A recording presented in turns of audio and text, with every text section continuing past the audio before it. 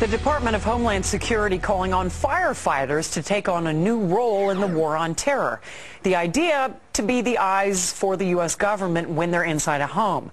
Now, unlike police officers, firefighters don't need a warrant to go into private houses. And critics say that's where things get sticky. Cable company repairmen, truck drivers, maid services, and hundreds of other professions that go inside homes and businesses without warrants are now on the government's payroll as citizen snitch spies.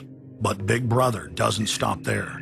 Children are being indoctrinated inside the public schools nationwide to spy on their parents.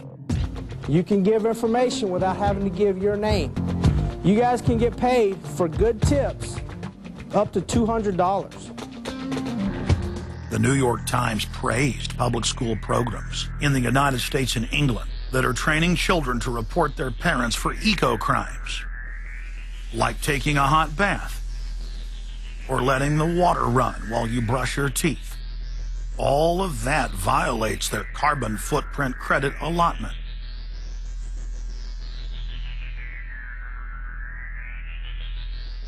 Check it out, check it out.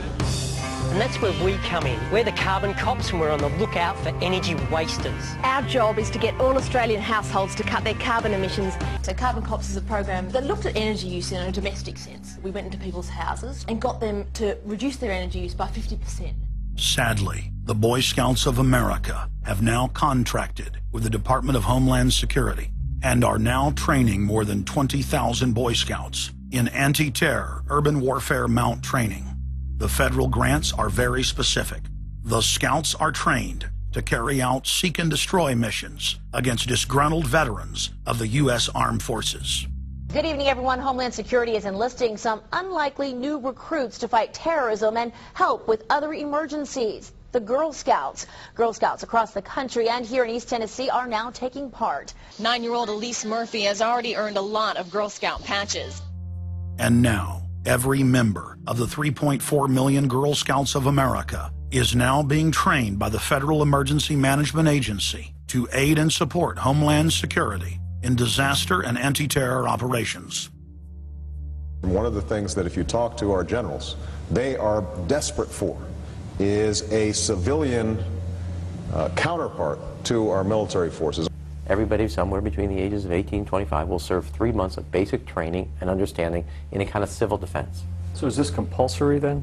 Well, you have to, in a sense, it's required of everybody, 18 to 25, 3 months, and at some point at that point you do it. Creating citizen armies in one way is, you know, it's disgusting, because what you do is you get young kids and you can mold their minds easily. And we saw them chanting and crying, and they'll follow any leader, whether it's in a black shirt, a brown shirt, a red shirt, whatever the shirt might be.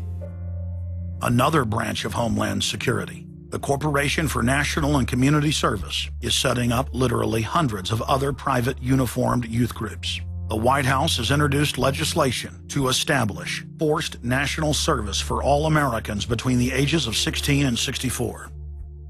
In 2008, the North American Military Governorship, known as NORTHCOM, announced that they had deployed 4,000 regular Army troops inside the United States to deal with civil unrest because they knew that their offshore masters were about to rob the United States blind. In 2009, the Pentagon requested funding from Congress to deploy 379,000 military personnel in thousands of communities across the United States.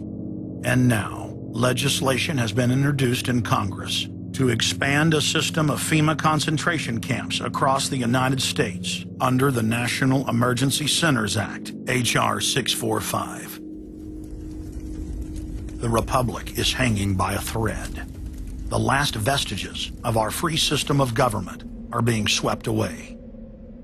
You know, you got time to watch baseball, you got time to watch football, you got time to entertain yourself, but I think a knowledgeable public we're losing, and we've got to get people back on track to paying attention, because if you don't pay attention to your government and what they're doing, you're going to pay some dire consequences for it. Unless we become active and become influential in the power centers of society, there's nothing we can do about it. Just knowing about it is not enough.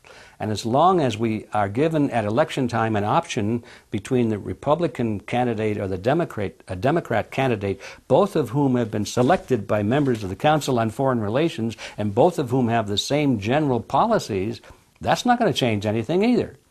So the real issue is, so what? And the answer is we've got to recapture control of the power centers of society. The people have a decision to make. Our nation has been seized in the jaws of a global corporate takeover. The republic is passing into history. We're losing our freedoms. And it's up to every man, woman, and child in the United States to decide whether we're going to be fooled by the slick propaganda of the social engineers or whether we're going to restore the republic. The values expressed by our founding fathers in the Declaration of Independence and other documents are very important to these times, and it's now our chance to manifest those documents. Now is the time for all good men to come to the aid of their country, because the country is being stolen from us in broad daylight. Not only stolen metaphorically, but financially as well. The numbers don't lie. The American people, having been educated as to the truth, then have to rise up and demand and get a government that starts serving them. We need a change, and it isn't going to come from Democrats and Republicans. It has to come from the American people. Dissension is the greatest form of patriotism, and I believe that. Because if you don't hold your elected officials' feet to the fire and pay attention, you are going to get bad government. So it's imperative for all of us. It's our job as citizens of this great country to pay attention. This is our last chance to not relive history. Hundreds of nations have fallen to tyranny in the last century alone. America is a prize coveted by the despotic megacorporations that now dominate our planet. If their world government is truly to rise, freedom and the republic for which it stands must fall.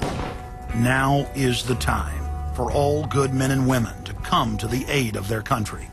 One of the greatest events in history is taking place before our very eyes. For many generations into the future, our progeny will look back on this time as either a place where humanity rose to the challenge and made a stand against the forces of darkness, or as a time when the planet fell into the grip of a merciless high-tech tyranny.